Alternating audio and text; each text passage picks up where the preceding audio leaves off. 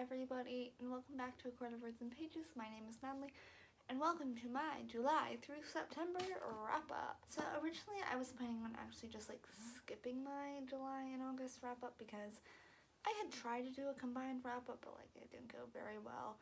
And I was just like, you know what, I'll just wrap up all the books I read in September in its own video and just like not talk about July and August. But I was like, no, I do want to talk about these because I read some good books during those months.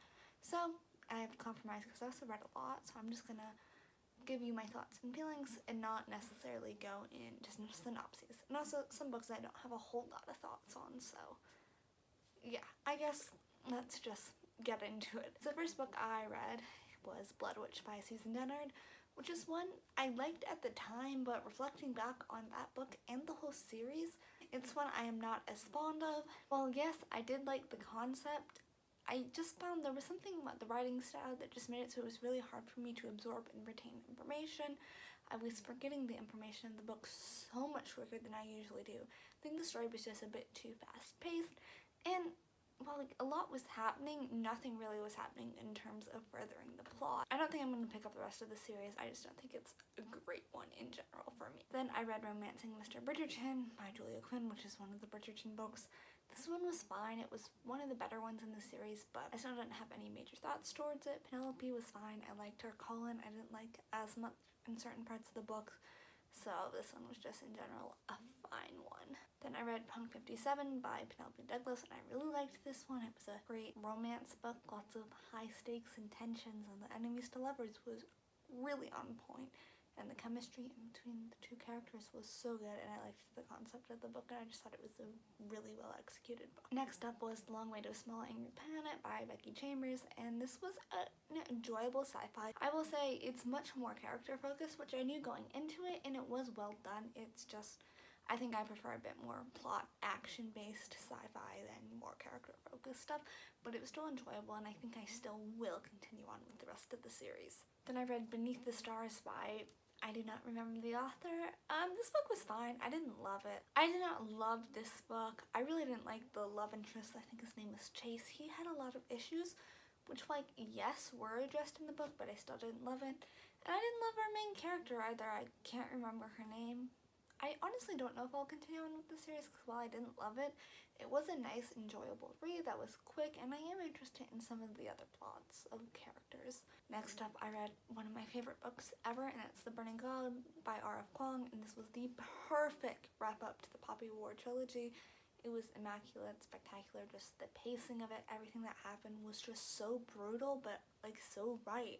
The ending was so immaculate, and I don't think it could have ended any other way and have been right. Next up was Waking Gods by Sylvain Nouvelle, and I really enjoyed this one. It was a really solid sequel. I liked the characters, it was an interesting plot, but unfortunately, I have also read the third and final book in this series, which I didn't enjoy as much, which I'll get into in a bit. Then I read The Soulmate Equation by Christie and Lauren, which was a really lovely romance. I really liked our two main characters, and I thought the whole premise of why they had to fake date was really good. I thought it was highly interesting, and I just thought it was in general a good romance. Sir Philip with Love, however, I did not love as much. Eloise was fine, but in some ways I felt like she was kind of doled down a bit, her personality in this book, and also Philip was not amazing. I mean, that's part of his growth, but like still, did not love him. Then I read the entire Click series, which I have a whole video of me doing, so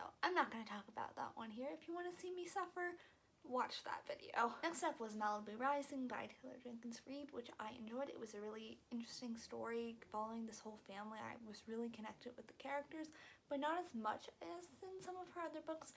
And also the book does talk about the wildfires in California. Irresponsibly, it talks about how they're just the nature of life when in reality they're not. So do be wary of that going in. It's not her best book, but it was certainly enjoyable. Then I read Sweet Shop of Dreams by Jenny Colgan, and this was a nice book, but unfortunately, and I should have known this going in, it's just not one I can completely relate to, because obviously, you know, the main character's in her 30s, I'm a teenager, but it still was a nice story, and I did enjoy it, but not as much as I enjoyed the other book I read by this author, but it was still nice reading experience, just a cute, cozy book. People We Meet on Vacation, however, was a stunning romance. I love the chemistry between Poppy and Alex. Usually I don't like second chance romances or best friends to lovers, but this one was just really great. I really liked Poppy and I really liked Alex, and I liked the way the format of the book was kind of current day and past timeline. I really liked that trope, so I really enjoyed this one. When He Was Wicked was just not good. Francesca was fine. I didn't have any thoughts on her, but her love interest, whose name I for the life of me cannot remember, I was not a fan of him. This whole book just was not for me, and like I got bad vibes from it and I didn't enjoy it. It's not very memorable. My classic for July was Rebecca by Daphne du Maurier, and I absolutely adored this book. It was just so good. The atmosphere that she created was just fabulous and so eerie and haunting, and I loved the story. It's in His Kiss was one of the better Bridgerton books in this series. I cannot remember how to say the main character's name, but I absolutely adored her characterization. I've been looking forward to her book for so long, and her love interest was also really interesting, because something we've seen throughout the Bridgerton books is some tones of sexism, but he very easily like reversed that. Like there'd be some times where like they were going out on like secret spy mission type stuff, and his initial reaction would be like, oh, I can't take you, you're a girl, and she'd be like, yes you can, and he'd be like, okay.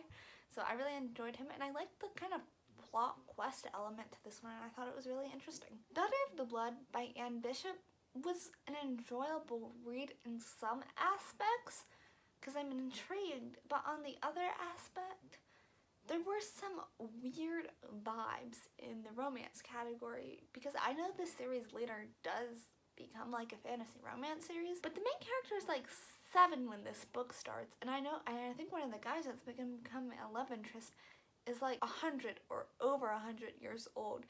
And like, yes, that is something he was like, oh, I love her, but she is a kid, so I just have to protect her for now, but it still was a bit of a weird vibe. And that ending scene was just made me really uncomfy. I'm not quite sure if I'll continue on with this series. Next up, I read Neon Gods, which is a Hades and Persephone's retelling romance, and this was good. I enjoyed the take on it. I really like seeing how authors modernize this story, and I really enjoyed this one. I can't say a whole lot of it, but I really enjoyed this book. I liked Hades and I liked Persephone's. It's not my favorite Hades and Persephone's retelling, but it was a good one. Next up, I read Heart of the Fae, which is a Beauty and the Beast retelling, and this one was good. I enjoyed it. Some aspects were a bit confusing, and also this is my fault, but I thought this was a standalone and it's not. So my expectations were a bit skewed at the end when I thought it would be wrapping it all up very nicely, but it's actually a duology. So that's my mistake, but I liked her main character, and I think I was also expecting a bit more romance in it, and like the bit of romance we got were like fine, but they were like amazing, so it's something that's going to be developed in the next book, I'm sure. Then I read A Touch of Darkness, which is another Hades and Persephone's retelling, and this one is probably my favorite one I've read. I really liked the gambling bet aspect. That sounds wrong. The kind of bargain aspect, that I thought that was a really cool way to push the two of them together. I really enjoyed the conflict of it, and I'm really excited to continue on with the series. Then I read my classic for the month, Emma by Jane Austen, which was just lovely. This is my second Jane Austen book, and I absolutely adored this. I love the story of Emma, and I know I've loved the story of Emma because I love Clueless, which is based off of Emma, and the 2020 adaptation of this book, and I just love seeing Emma in her growth and progression and the romance of this book. It's fabulous. One of my favorite books. Sweet Evil by Wendy Higgins is definitely one that is a product of its time, and I'm not quite sure how I feel about it, because on some aspects it was good, and just like, I wouldn't even say good, but an enjoyable read. But in other aspects, I was just cringing. It's a stereotypical romance. I don't know, I didn't love it, so it's just very typical, can clearly see where it's going, except for at the end where I was a bit surprised, so who knows. Twisted Love by, I think it's Anna Huang, was a good one. I've actually read the sequel to this. I enjoyed the plot, the mystery aspects that were part of this book was good, and the romance was quite enjoyable. Gossip Girl, however, was not enjoyable. I didn't think, this sounds weird, but going into this, I knew I probably wasn't going to like it, but I didn't expect to dislike it as much as I did. The characters were just so vain, and it was so bad. I truly can't put into words how bad this book was, but it was terrible. Intercepted is a romance that I absolutely adore. I love sports romances, and this one was no different. Marley was such an amazing character, and God, it was just such a good book. I really liked Gavin, who's her love interest, and some of the conflicts that existed between them were really well developed, I think, and well worked out. Yes, there was a tiny little bit of miscommunication in there, but it all resolved itself really well. The Play and the Dare are the final two books in the Briar Youth series, and the play was fabulous. I loved the romance between Demi and Hunter. I just found it so perfect the way their chemistry was built up when they were just friends to when they were able to get romantically involved. And I thought some of the conversations that were centered around Hunter and some of his worries were done really well. The Dare, however, wasn't quite as good as major problem I had this book was so many of its conflicts were based off of miscommunication, and this, compared to Intercepted, just didn't feel like proper. Like, I don't know, it just felt like easy things that could have been resolved so much quicker than they actually were.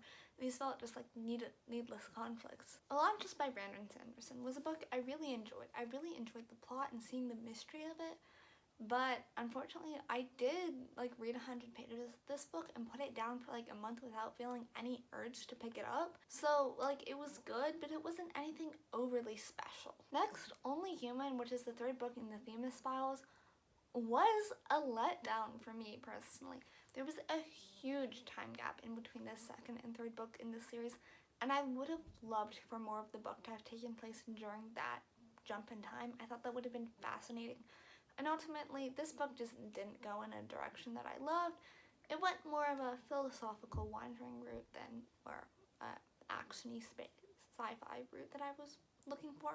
But I did find the conclusion and bits to be satisfying. And the final book I read in August was Catcher in the Rye by J.D. Salinger, which I did not enjoy, but I can see why people like it and why it's a book a lot of English classes read it, because there is a lot to talk about with that book. And now we are solidly into September, where I actually do have notes on some of the books I read. First book I read was Scoring Wilder, which was an enjoyable sports romance. I felt like the attraction between Kingsley and Liam were there, and I think the way they kind of dealt with the whole coaches thing was neat.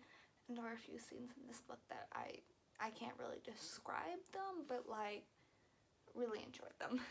Settling the Score, which is by the same author, however, I did not enjoy as much, mainly just because I felt like, again, this book really did deal with some miscommunication stuff, but not so much on the girl side, Annie's side. It's like Archie had all this stuff that he should have told Annie, but he just didn't. He didn't communicate with her. He didn't tell her these really important things, which led to a lot of conflict, and I just did not enjoy this one. And same goes with Out of Bounds, once again, by the same author. Wow, I despised the love interest in this book. Eric, he was just, I didn't get good vibes from him. I just got so many bad vibes from him, and the way he kind of strung Bree along. He was like, I'm your coach, we can't get involved, while heavily flirting with her. And Bree wasn't completely innocent in this situation, but still, Eric, I just got a lot of sketchy vibes from him. The Mystery in the Blue Train by Agatha Christie was one I wanted to adore. I want to adore everything I read by Agatha Christie, but this one was just not memorable. The mystery was fine, but the murderers came out of left field, I felt like. Yes, there were tiny little hints dropped, but they were completely random people that just weren't relevant to the story at all. Twisted Games was a book I really enjoyed. I liked the chemistry that was built up in the first half between Bridget and Reese, only to have it kind of be ripped away in the second half in some ways. And I felt like the plot of them trying to figure out how they can meet together was really interesting. I also started reading One Piece. I read the first volume in September, and I feel like now I know more about the story because I read more volumes, but When I first read the first volume, I was definitely intrigued. The first volume, you don't get a whole lot as to where the story will be going, but you get some general ideas, and they're interesting vibes, and I mean, not a whole lot happens in that. Actually, a whole lot does happen in that first volume, but you can't really judge a whole lot of a manga series based off of its first volume, especially this one, which has like 86 volumes, so this was just enjoyable. The Spanish Love Deception was perfect. This was just an absolutely perfect book. Catalina and Aaron were just stunning together. I loved the way fake dating was handled in this book, and also a lot of Catalina's traumas that then later came up to be conflict in this book. I felt like they were handled really well and were quite reasonable. Project Hail Mary was a sci-fi book that was just stunning, spectacular, and I was really happy when it just turned out to be so good because I was nervous about this book going into it. I have history with Andy Weir, specifically one book of his, The Martian. I read it twice. The first time I read it, I adored it, but the second time I read it, I had to read it for school. It felt like my teacher was trying to get us to try to understand the science aspects a bit too much than I was able to. But in Project Hail Mary, I was reading it for fun again, so some of the science stuff I was able to understand, but some of it I wasn't, and it was fine. He just puts like the extra sciencey bits in there for fun to make it seem a bit more realistic, but if you don't get it, you still can understand the story. And it was a fascinating story. The twists and turns that this book took, ooh, they set me on a ride. Wild Card by Ashley Muniz, I think her name is just a book I hated. This book was all over the place and it didn't make sense. Both the characters were just not interesting characters to read about, and once again it came down a lot to the trope of this guy telling a girl, hey, I can't tell you the full story, but you just gotta trust me, and he could have so easily told her the truth. And another conflict was a bunch of people just weren't telling Mallory stuff, and it was causing her a lot of anxiety, but it could have easily been stuff they could have told her. And also, this could sound really random, but like Mallory had this like thing where it kind of built it up as like traumas to like she didn't like people like being around her, but like that just kind of faded out after a chapter of the book, and I was just like, okay. Next up, I read Quilty by Marianas, and this book was good. Like, new all-time favorite romance book.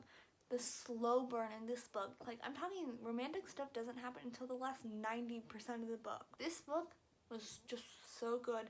The slow burn, the romance, the way every interaction between Sal and Quilty were just building their relationship and building the chemistry and tension between them was perfect. Intention was just fine. I didn't have any strong feelings about this book. I think it just comes to, I don't love playboys in books.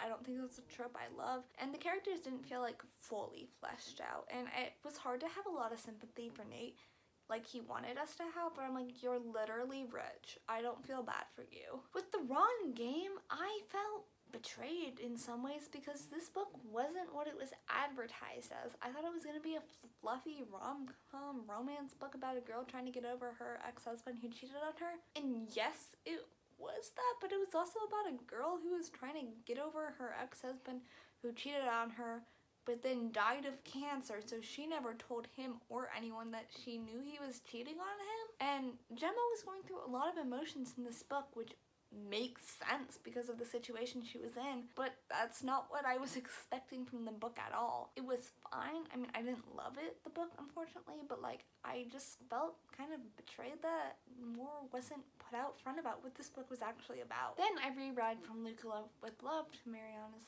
and once again, I also really enjoyed this book. It's another very slow burn romance book.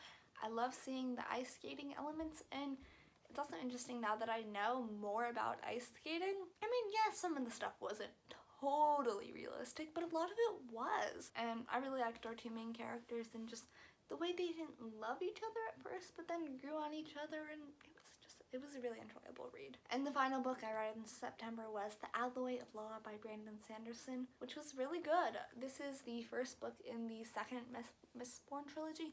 And while this book was not as good as the first trilogy, but that's fine, it was still enjoyable, it was really fast-paced, and it was a very different tone from the first trilogy. But I just don't enjoy Western books as much, but it was still really interesting, really fast-paced, and I like the characters well. I don't have as much of a connection with them as I did with Din. So those are the books I've read these last 3 months. I am going to start in October doing more traditional type wrap-ups and not let just books pile up and pile up. So hopefully at the end of October you'll see a more traditional style wrap-up where I can give you actual synopses.